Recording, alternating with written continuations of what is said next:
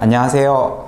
빈네트워크 대표 이창엽입니다. 오늘은 우리 공기의 중요성에 대해서 좀 말씀을 드리려고 해요. 솔직하게 말씀드리고 들어가는 게 좋을 것 같아서 저희 유튜브 채널에 광고가 들어왔습니다. 사실 우리 유튜브 채널이 광고를 목적으로 만들어졌던 채널은 아니고 의학적인 정보를 여러분들께 드리고자 시작한 채널인데요. 그렇다고 해서 들어온 광고가 저희 채널의 아이덴티티랑 크게 어긋나지 않는다면, 좋은 제품이 있다면 소개해드리는 것도 나쁘지 않을 것 같아서 광고 제의를 저희가 수락하고 이 영상을 촬영하게 되었습니다. 오늘 주제는 중금속, 미세먼지 이런 부분과 관련해서 공기의 중요성에 대해서 좀 설명을 드리고자 해요. 일단은 제가 중금속 시리즈 예전에 우리 PD님 입사하시기 전에 아주 허접한 영상이지만 여러분들께 정보를 드리기 위해서 중금속에 대한 컨텐츠를 제작해서 올려드렸던 적이 있어요. 중금속이 우리 몸으로 유입돼서 축적되는 경로가 크게는 땅, 물, 공기가 해당될 거예요. 근데 오늘은 그 중에 공기에 대해서 이야기를 하고자 했으니까 공기의 중요성에 대해서 좀 말씀을 드릴게요. 사실 중금속이 우리 몸으로 들어오는 데 있어서 메인 경로가 공기는 아니에요. 공기를 통해서 들어오는 양은 미미하기는 해요. 솔직히 말씀을 드려서 물이나 섭취한 음식을 통해서 들어왔을 때 급성 중금속 중독을 일으키고 내 몸에 중금속이 쌓이는데, 그렇지만 공기도 우리가 늘 노출되고 있잖아요. 먹는 음식은 뭐 일시적일 수 있고 꾸준히 먹는 음식에서 노출이 될 경우에는 큰 문제가 되겠지만 공기처럼 항상 우리가 노출되고 있는 건 아니잖아요. 그래서 공기도 그만큼 중요하다고 생각을 하고 있어요. 특히나 중금속 치료할 때 금연하시라고 많이 말씀을 드리거든요. 이거는 이제 제 개인적인 사담인데요. 제가 예전에 옥상층에 살았던 적이 있어요. 제가 레지던트 할 때인데 와, 우리 안방만 들어가면 담배 냄새가 나서 미쳐버리겠는 거예요. 정말 그게 바로 우리 아래층인지는 알 수가 없어요. 왜냐하면 연기는 꿀뚝처럼 타고 올라오니까, 우리 집은 옥상층이었고 그 담배 연기가 이렇게 타고 올라와서 우리 집 안방 화장실을 통해서 담배 연기가 늘 냄새가 나는 그런 상황이었어요. 참 그때 너무 속상했어요. 저희 첫째가 태어나자마자 100일도 안 된 신생아 시기였는데 제가 일하던 병원과 진짜 걸어서 5분 거리밖에 안 될 정도로 가까워서 너무 만족도가 높았는데, 진짜 딱 한 가지 불만이 있다면 그 담배 연기가 아래층 어느 집에선가 올라온다는 거였어요. 지금 제가 이사해서 살고 있는 집에는 화장실 그 환기구에 막아주는 댐퍼를 설치했어요. 이런 거 이야기해도 되겠죠. 험멜이라는 브랜드의 댐퍼를 설치를 해서요, 아래층에서 담배를 피는지 안 피는지 모르겠지만 어쨌든 우리 집에서 지금은 더 이상 담배 연기가 나지 않아요. 비흡연자인 분들, 흡연자에게도 마찬가지죠. 내가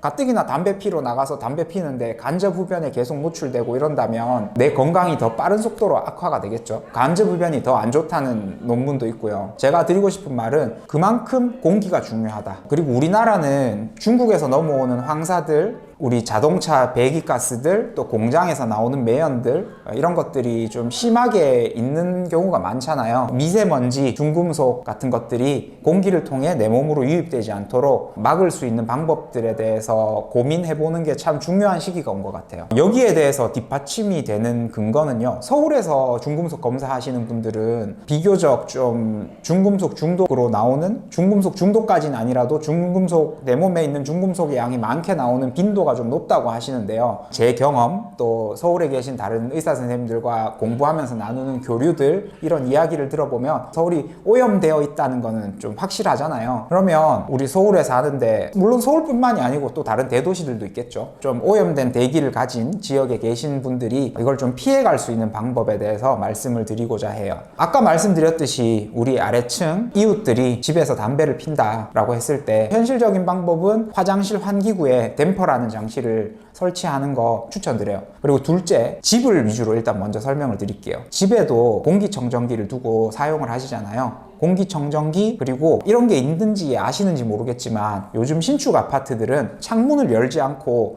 외부 공기를 빨아들여서 우리 집안의 공기를 집어넣어주는 그런 장치들이 들어가 있는 경우도 많아요. 사실 그걸 실제로 잘 활용하지 못하는 분들이 많더라고요. 그런 장치가 없는 경우에는 바깥에 매연이 많다고 하더라도 환기를 시켜주는 것이, 바깥에 매연이 너무 많다고 해서 환기를 안 시켜주는 것보다 훨씬 낫다고 하는 연구 데이터들은 지금 막 발표되고 있는 상황이라서 그런 정보를 알고 계셨으면 좋겠고, 그런 장치들 외부 공기를 빨아들여서 내부 공기로 집어넣어주는 개념이 있다라는 것들 잘 이해하고 계시면 좋을 것 같아요. 그리고 공기청정기를 사용하실 때요, 제일 중요한 것은 무엇일까요? 바로 필터입니다. 그 공기청정기 만든 회사가 어딘지는 그다지 그렇게 중요하지 않아요. 그것이 삼성이 됐든 LG가 됐든, 뭐 우리 병원에는 또 저는 웅진에서 나오는 공기청정기를 장기 렌트해서 사용하고 있는데, 걸러주는 필터가 훨씬 중요합니다. 공기청정기 기계의 역할은 공기를 얼마나 잘 빨아들여서 잘 뿜어내냐, 그게 기계로서의 역할이고요. 안 좋은 공기를 걸러주는 거는 그 필터가 하는 역할이에요. 필터는 어떻게 좋은 필터를 알 수 있냐라고 한다면, 첫 번째로 그 필터에 헤파 등급이란 게 있어요. 헤파 등급이란 게 얼마나 미세한 입자까지 이 공기 속에 있는 나쁜 물질들을 걸러주냐라는 것을 이제 실험이나 인증을 통해서 검증을 해놓은 그 필터의 등급이에요. 그 헤파 등급이 높을수록 좀 더 미세한 입자까지 다 걸러낼 수 있다는 이야기입니다. 최소한 헤파 11등급 이상의 필터를 사용하시는 것을 권장드리고요. 그리고 필터가 보시면 대부분 이렇게 주름지게 만들어져 있어요. 여러분들 보시면 이렇게 주름지게 만들어져 있거나 아니면 벌집 구조 같은 모양으로 만들어져 있는 걸 많이 보실 텐데, 그 이유는 그냥 이게 편편한 이런 모양이라고 칩시다. 그러면 공기와 뒷면에 공기가 빠져나가는 걸러지는 부분의 면적이 요 단면적밖에 안 될 거예요. 근데 이거를 이렇게 접어서 쭈그러뜨려 놓으면, 자, 요 단면적만큼 훨씬 많은 단면적이 공기에 접촉하게 되고 그 걸러지는 능력이 더 극대화될 수 있기 때문에 이렇게 쭈그러뜨려 놓은 거거든요. 표현이 좀 그런가요? 쭈그러뜨려 놓다, 고급적인 표현이 제가 잘 생각이 안 나서, 저는 경상도 촌놈입니다. 그래서 그 표현, 그냥 직관적인 표현을 쓸게요. 그래서 이제 이런 많은 표면적을 가진, 벌집 모양이든 이렇게 접어 놓았든 많은 표면적을 가진 필터를 사용하시는 것을 권장드립니다. 가정에서의 공기 제가 이때까지 설명을 드렸고요. 그리고 차량에서의 공기도 굉장히 중요해요.